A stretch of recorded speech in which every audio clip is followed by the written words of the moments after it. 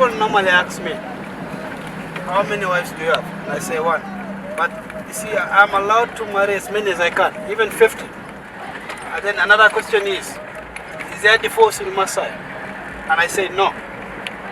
And is a woman allowed to marry more than one man? And I say no.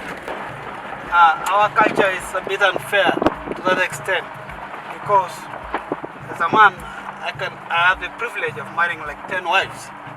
But then what about a woman?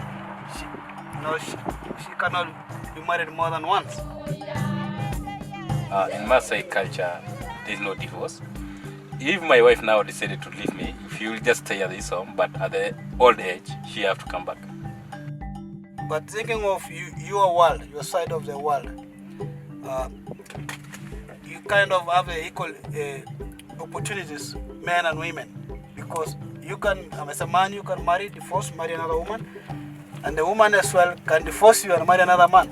So a woman might end up marrying, let's say, 2 or 3 men in her lifetime, same as you as a man, which to me is even. Unlike us, whereby as a man I'm privileged to marry many wives, of which sometimes we say is a buffet for men in Maasai. But poor women, they can only get married once. Not sure how I adapt the life of Mara now. I've adapted in the Western culture as well. So it's really somehow tricky.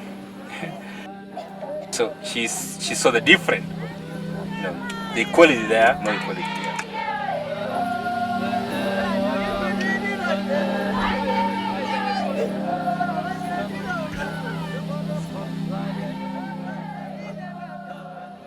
As a Western woman and filmmaker, I have struggled with the concept of inequality, the roles that women and men play in our world. It was while I was filming a documentary on conservation and planned grazing in Africa that I met with the Maasai in their village. The Maasai culture has a traditional code for holding the community together through polygamy. Now I've lived in the modern Western world where women have fought to own the rights to their own bodies, get an education, and to have careers earning money. Has this really brought the Western woman true happiness and freedom? Either way, women play a fundamental role in our world today. However, what happens if the traditions of an ancient tribal community are met with new ideas from the modern world?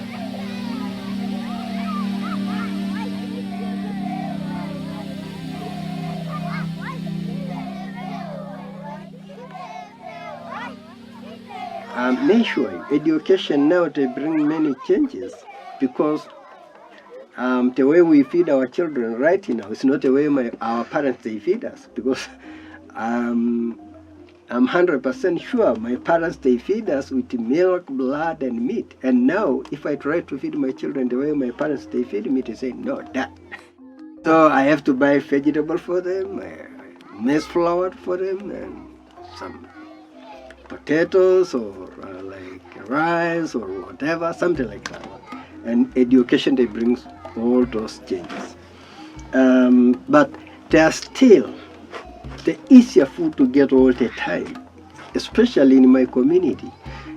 You get milk without to go anywhere to buy, without to have money, blood and meat, because we get directly from our cattle. Actually for us, the more you have more cattle, sheep and goat, the more you get more women. You can have more than 10 or 5 or more than 1.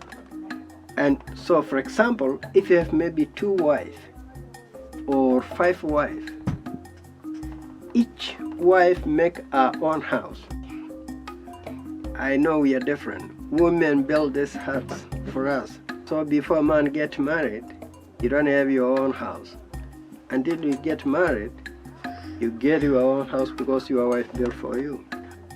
The number of people living in the house like this one, it will depend on no matter how many kids, how many children she has. If you have maybe 5 wives, you have 5 houses. And then you keep moving every night Today you spend here, tomorrow another house, after tomorrow another, to balance. I know, or to keep everyone happy.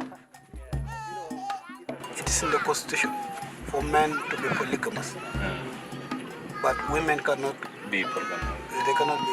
They cannot be married by more than one man. And also there's no, like, in case you divorce, she will take a chunk of your wealth. No, that was turned down, shut down. So it's not in the law. It used to be some time back, but for the old women back then in the days, at the age of my mom, she will ask my dad, because the family is getting bigger. I mean, there's more livestock, more costs in the family, and she cannot do it alone. She will ask my dad to have another wife to help with the family costs, and then the second wife will ask the old man to bring a third one. So yeah, for them it used to be, it's not a big deal for them, but I would say for the modern girl, Maasai girl, not allowed. You're saying that the modern Maasai women wants to change all this. Yeah, we have seen in cases in big families, because we have really big families here, and they're well off, they're rich, and whenever the old man passes on, you'll see the daughters, coming back and fighting for something, at least from the wealth of the dad. And we've seen cases go to court and they always win. Here in the Mara, we have heard about 3 different cases from big families. The women always win. Yeah, they always win. They go to court, all the way to the Supreme Court, which is the highest court in the land, and they win the case, and they get something out of it, which is good. Which is, to me, it's good. Yeah, it's yeah. good. It's good. Because imagine you're a daughter of a prominent, rich old man in the Mara, in Maasai land, and you probably got married to a family which is not well off. So you're languishing in poverty, whereas your brothers, are swimming in wealth. So they have too much, but they cannot share with you, and you are languishing in poverty while you have a right because you're a daughter of that man. So it's good. We're moving to the right direction.